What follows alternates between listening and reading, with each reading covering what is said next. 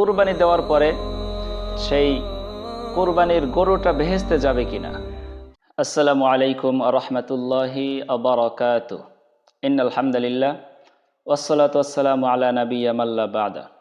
সম্মানিত প্রিয় উপস্থিতি, দেশ এবং দেশের বাইরে যারা যেখান থেকে আমাদের আজকের এই ধারাবাহিক প্রোগ্রামটা দেখছেন, আমাদের ধারাবাহিক প্রোগ্রাম হচ্ছে জিজ্ঞাসা এবং জবাব।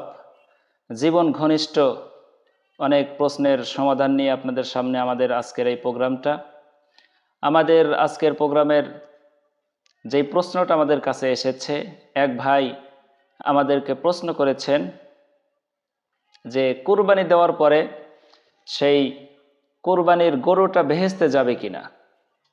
সম্মানিত প্রিয় ভাই, আপনার প্রশ্নটা অনেক সুন্দর একটি প্রশ্ন, অনেক সুন্দর একটি কোশ্চেন আপনি করেছেন। আসুন সেই সম্পর্কে আমরা বিস্তারিত জানি।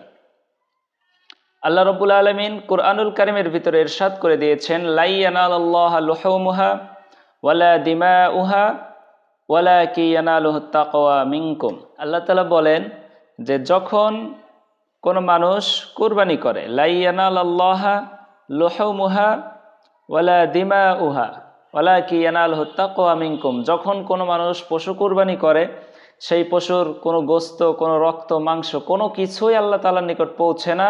ওয়ালাকিন ইয়ানালুহুত তাকওয়া মিনকুম, আল্লাহ রাব্বুল আলামিন একমাত্র সেই বান্দার অন্তরের তাকওয়াটা দেখেন, সেই বান্দার অন্তরের পরিপূর্ণ তাকওয়াটা দেখবেন।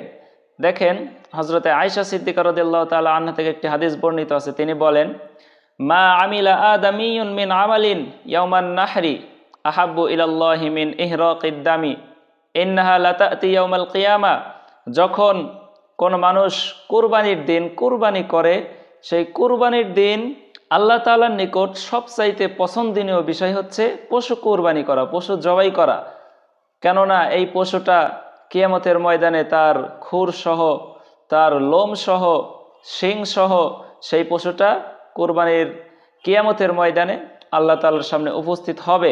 এবং যখন কুরবানি করা হয়, এই কুরবানির পশুর রক্তটা জমিনে পড়ার আগেই ওই ব্যক্তির মর্যাদা আল্লাহ তাআলার নিকট অনেক বেড়ে যায়। এই হাদিসটি তিরমিজি শরীফের হাদিস থেকে এসেছে। দেখেন, পরবর্তীতে আমাদের মনে প্রশ্ন আসতে পারে, তাহলে পশু কুরবানি করার পরে সেই পশুটা বেহেশতে যাবে নাকি দোজখে যাবে, কোথায় যাবে?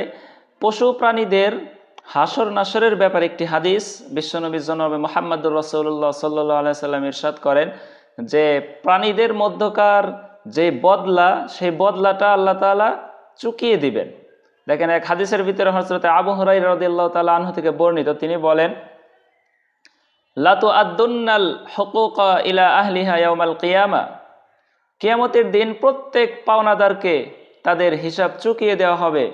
হাত্তা ইকাদা লিশাতিল জালহাই মিনাশ শাতিল করনা, কেননা এমনকি শিং বিশিষ্ট যেই প্রাণীগুলো রয়েছে, শিং বিশিষ্ট বকরি থেকে শিংবিহীন বকরির প্রতিশোধ গ্রহণ করা হবে।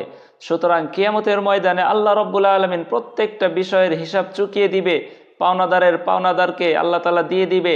এমনকি কোনো পশু পাখি দুনিয়াতে যদি অপর কোনো পশু প্রাণীকে অন্যায়ভাবে আঘাত করে থাকে, তাহলে কিয়ামতের ময়দানে আল্লাহ রাব্বুল আলামিন তাদের হিসাবটাও চুকিয়ে দেওয়া হবে এবং তাদের হিসাব দিয়ে দেওয়ার পরে তারা মাটির সাথে মিশে একাকার হয়ে যাবে। তাদের জন্য কোনো জান্নাত অথবা জাহান্নাম নির্ধারিত করা নেই।